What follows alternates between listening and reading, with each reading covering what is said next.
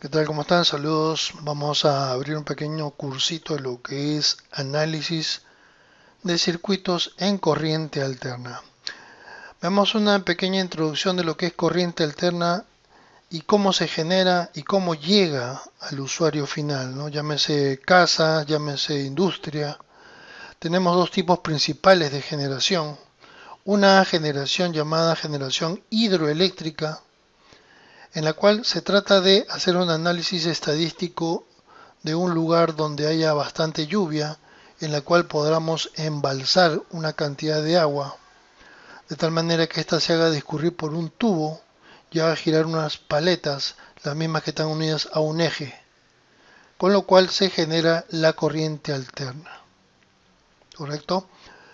Ese estudio, que dura entre 10 a 20 años, ¿no?, de forma estadística, se hace porque va a haber momentos en que no hay lluvia. En los momentos en que no hay lluvia, el almacenaje que debe haber debe ser suficiente como para que siga funcionando el generador de corriente alterna.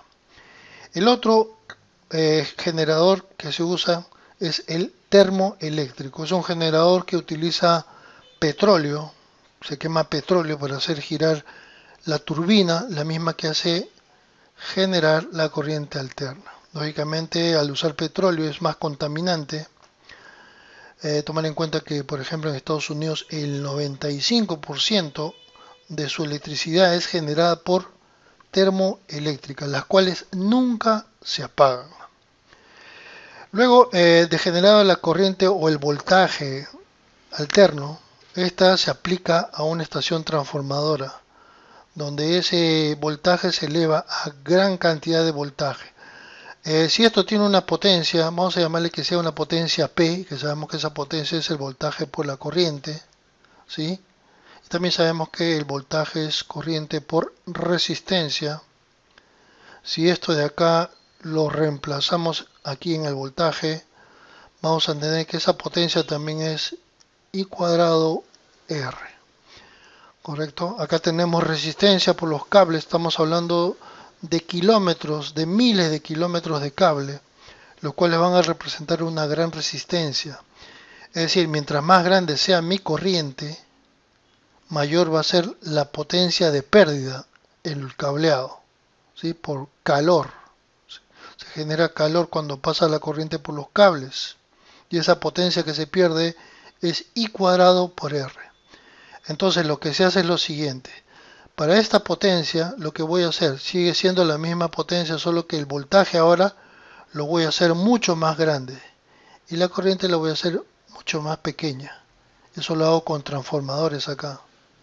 De tal manera que el voltaje ahora que se va a aplicar a las líneas de transmisión van a estar en el rango de los 600.000 y hasta 1.000.000 de voltios, ¿sí? Más o menos el voltaje que usa un rayo, ¿no?, cuando cae en la Tierra. ¿Correcto? Una vez llegado acá, ese 600.000 o 1.000.000 de voltios se reduce entre 60.000 voltios, ¿sí?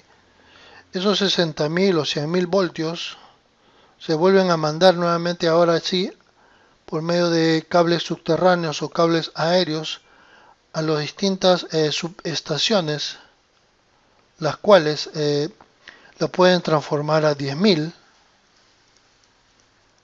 y dentro de ellas pueden ver nuevas transformaciones antes de llegar a las casas que van de 10.000 a 220 voltios, ¿sí?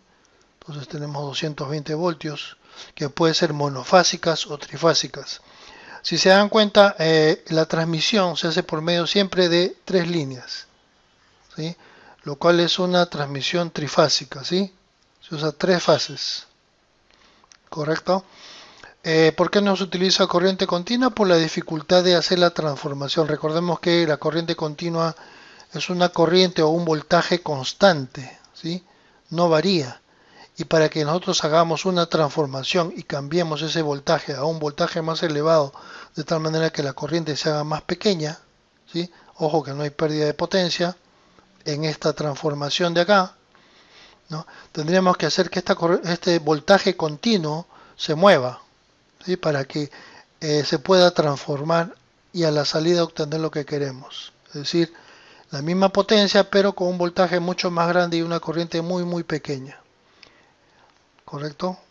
Ese es el problema con lo que es la continua, y además no se utiliza tres fases, más que dos fases serían utilizadas, con lo cual eso también presenta un problema técnico, ¿no? Ya que el trifásico es adecuado para hacer la transformación por cuestiones técnicas que aquí ya no voy a explicar. Correcto, así comenzamos entonces lo que es corriente alterna, y luego vamos a ver un poquito más de introducción de cómo es que se crea esa famosa senoide, ¿sí? ¿De dónde sale? Listo, nos vemos entonces. Hasta la próxima. Cuídense. Chau, chau.